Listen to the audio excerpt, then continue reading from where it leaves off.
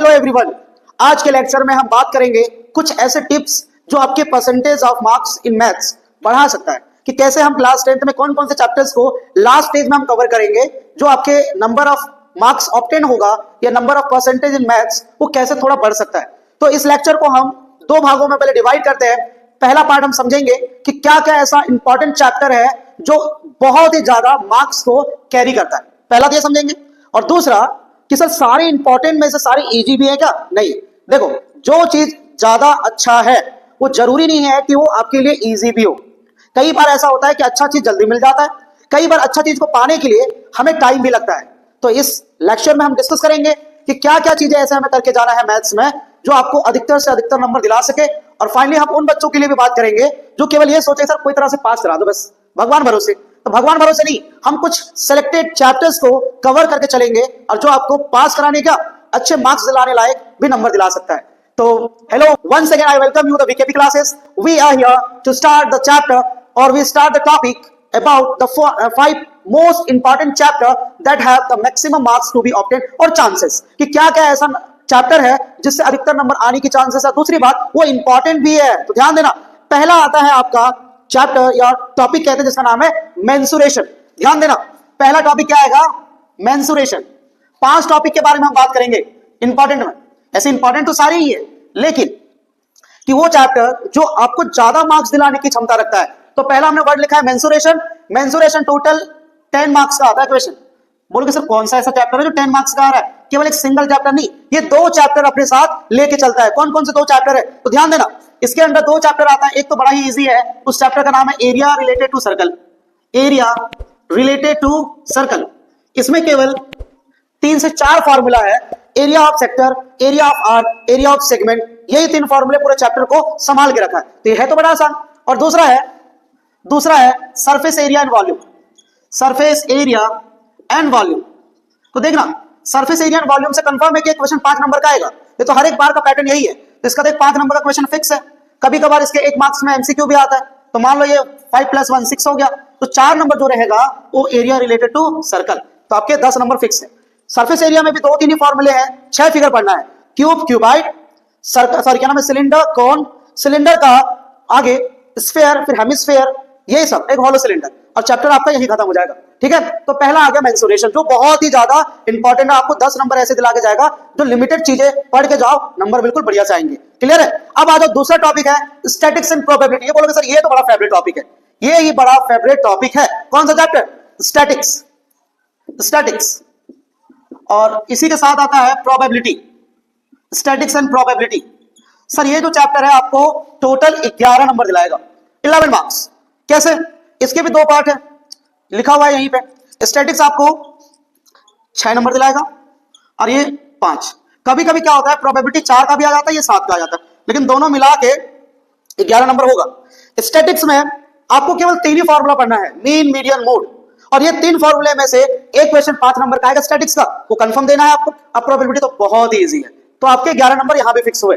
अब जो तीसरा जो बहुत ही ज्यादा इंपॉर्टेंट चैप्टर है, उस चैप्टर का नाम है आपका, क्या कहते हैं उसे पता है? ट्रिग्नोमेट्री। सर क्या है चैप्टर? ट्रिग्नोमेट्री। टोटल 12 नंबर का क्वेश्चन आएगा ट्रिग्नोमेट्री।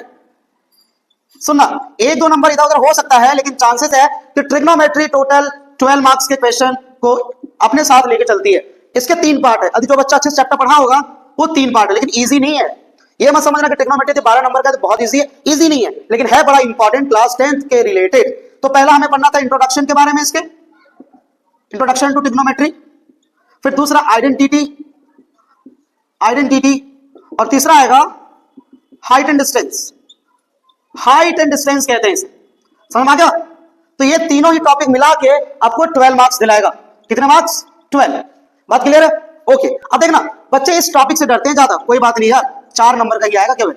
आइडेंटिटी से 4 नंबर का आएगा तो छोड़ दो, ये तो बड़ा इजी है। हाइट एंड डिस्टेंस बड़ा इजी। कैसे? 2 ही फॉर्मूला यूज होगा, tan और cot, tan and cot। याद रखो, फिगर बना, क्वेश्चन आराम से बनेगा। प्रैक्टिस करना पड़ेगा, लेकिन आएगा मजेदार। अब देखना, चौथा जो टॉपिक आता है उसका नाम है ज्योमेट्री। क्या नाम है इसका? Geometry. Sir geometry total 15 marks को अपने साथ लेके चलता है, कैरी करता है। कितने मार्क्स? 15 मार्क्स। ये बोलोगे सर कैसे कह रहे हो आप? बेटे ज्योमेट्री में एक चैप्टर नहीं है, 2 है। बोलोगे कौन कौन सा? पूरे क्लास 10th को जो हिला के रखा है वो यही 2 चैप्टर है। एक का नाम है ट्राइंगल और दूसरे का नाम है circle. Triangle and circle, triangle and circle का कंपेयर करोगे तो भाई जी इससे ज्यादा नंबर आता है ट्राइंगल से।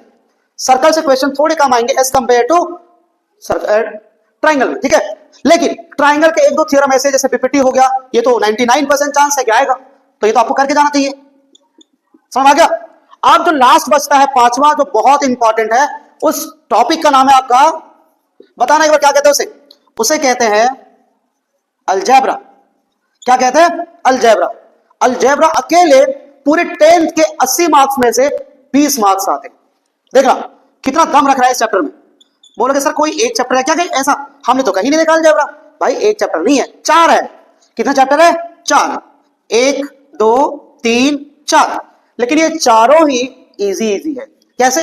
चैप्टर 2 आपने देखा होगा पॉलिनोमियल, जिसमें आपने जीरोस निकालना देखा होगा, अल्फा बीटा वाला। फिर उसके आगे देखा होगा आपने linear equation in 2 variable, linear equation in 2 variable वाला क्वेश्चन, एलिमिनेशन मेथड जहां पे ज्यादा वैल्यू दिया गया था। उसके बाद क्वाड्रेटिक इक्वेशन, क्वाड्रेटिक इक्वेशन जिसमें हम फॉर्मूला सीखे थे श्रीधाचार्य रूल, जिसको हम डिस्क्रिमिनेंट रूल कहते हैं। समझ आ गया। और एक लास्ट आता है इसी का, जिसका नाम है एपी। एपी तो बड़ा इजी है यार। एपी में 2 ही फॉर्मूला है, एएन और एसएन। एएन का फॉर्मूला अलग यूज करो, एसएन का फॉर्मूला अलग यूज करो, ये चैप्टर में आसानी से हो जाता है। तो देखना 5 चैप्टर वो है जिससे क्वेश्चन मैक्स टू मैक्सिमम पूछा जाएगा। समझ में आ रहा है मैं क्या कह रहा हूं? काउंट कर लो एक बार नंबर। 10 और 11 21, 21 और 12 कितना होता है? अब बोलोगे सर 21 और 12 हो जाता है 33। सही है कि नहीं? 33 और फिर 15 जोड़ दो, 48, 48 और 20 कितना हुआ? 68। मजा आया कि नहीं? काउंट कर रहा है एक बार। बोलोगे 10, फिर आ गया 11, फिर आ गया 12, उसके बाद 15, उसके बाद 20, 5 2 7, 7 और 1 8। ठीक है, 1 2 3 4 और 2 6, 68 मार्क्स हुआ कि नहीं हुआ?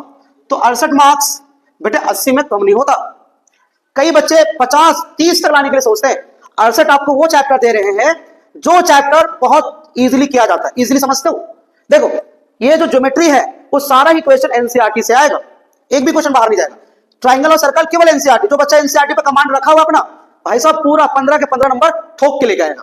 बात आती है 20 नंबर का। ये चैप्टर हम शुरू के टाइम में पढ़ते तो बहुत ही ज्यादा इजी लगता है, क्योंकि एक ही चैप्टर को 1 महीना तक पढ़ा ही रहा है टीचर, तो मजा आता है और इजी भी हो जाता है। टाइम लगता है सभी बच्चों को ट्रिग्नोमेट्री में, कोई नहीं 12 नहीं तो कम से कम हाइट एंड डिस्टेंस और इंट्रोडक्शन में कम से कम 8 नंबर तो कंप्लीट करके चलो।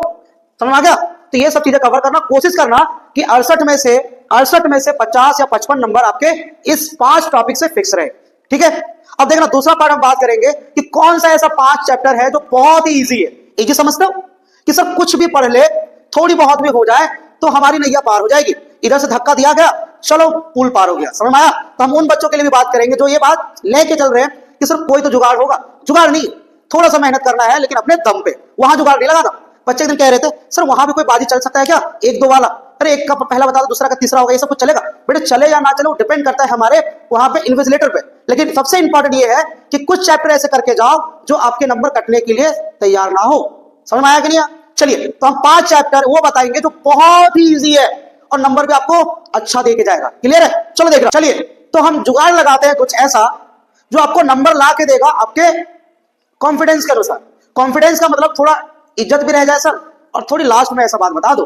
तो चलो उन्हीं चैप्टर्स को हम लेकर आए हैं उन बच्चों के लिए जो केवल चल रहा है कि भाई कोई तरह से मैथ हमारा नैया पार करा दे 10वीं तक। बहुत बच्चे ऐसे कह रहे थे। तो देखना पहला ही चैप्टर या पहला ही टॉपिक हमने लिखा अलजेब्रा के बारे में। इसमें चैप्टर तो आपके 4 है लेकिन चारों ही आपके इजी है। इजी का मतलब ये हुआ कि वो चैप्टर आपको कुछ जानोगे नंबर अच्छे आ जाएंगे। मान लो कि टोटल तो मैंने नंबर लिखा कितने का, 20 और 5 25 और ये हो गया 26 और 10 36 और 4 40 नंबर। मान लो 40 में 30 भी लाते हो तो बढ़िया मार्क्स रहता है। क्यों? 30 इसमें हो गया, प्रैक्टिकल में 18 19 20 भी आ जाता है कई लोगों के, तो 50 के आसपास मान लेते हैं।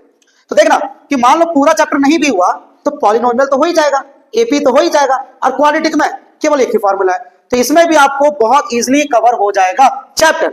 मैक्सिमम आपको ये चैप्टर को कवर करने में यदि आपको इजीली करना है तो 4 से 5 क्लास लगने वाला है ईच चैप्टर पे। क्लियर है? अब आता दूसरा रियल नंबर। देखना रियल नंबर आपको लग रहा होगा सर ये चैप्टर ये 5 नंबर का है, हमें तो पता ही नहीं था। है जी, इसमें 2 ही क्वेश्चन आता है। एक आता है रूट वाला, देखियो √2 √3 + 2 ऐसे, इसको प्रूव करने वाला इरेशनल। एक ही क्वेश्चन आएगा 3 नंबर, एक ही। और ये आता ही आता है, हर एक बार की बात है। चाहे √2 आ जाए, √3 आ जाए, इसका एक सीक्वेंस याद रखो, इसके बाद ये लिखते हैं, इसके बाद ये लिखते हैं, केवल नंबर या डिजिट चेंज करते रहना। समझ आ गया? अब आती है बात, दूसरा क्या आएगा सर? दूसरा एक फॉर्मूला आपने पढ़ा होगा, प्रोडक्ट ऑफ टू नंबर वाला।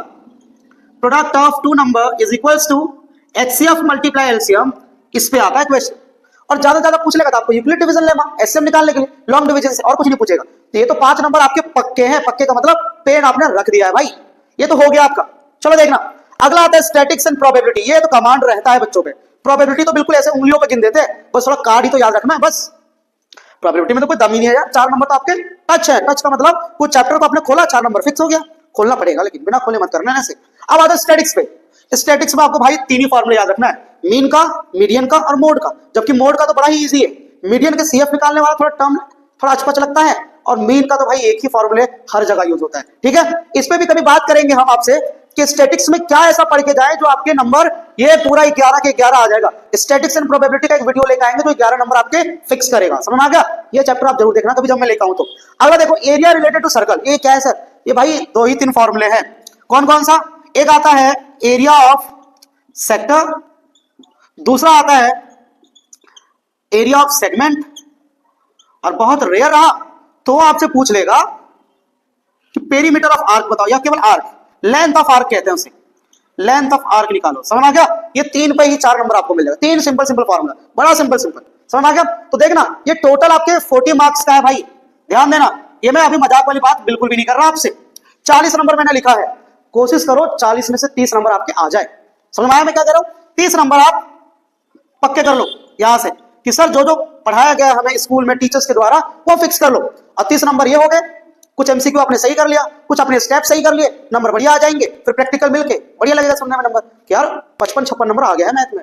समझ में आया कि नहीं आया? तो कुछ छोटे टिप्स है जो आप कवर करते हुए चलो, नंबर बिल्कुल टॉप के आएंगे। बात क्लियर है? चलिए, तो हम उन सभी बच्चों से रिक्वेस्ट करेंगे एक बड़े होप के साथ कि आप इन सारे चैप्टर्स को ध्यान से पढ़ो, अच्छा करो, और आप अपने शिक्षक, अपने परिवार और अपने स्कूल और अपने जिस भी संस्था से आप पढ़ रहे हो उनका अच्छा नाम करने की कोशिश करो। Thank you so much. I once again I wish you very good luck for your upcoming paper. Thank you so much.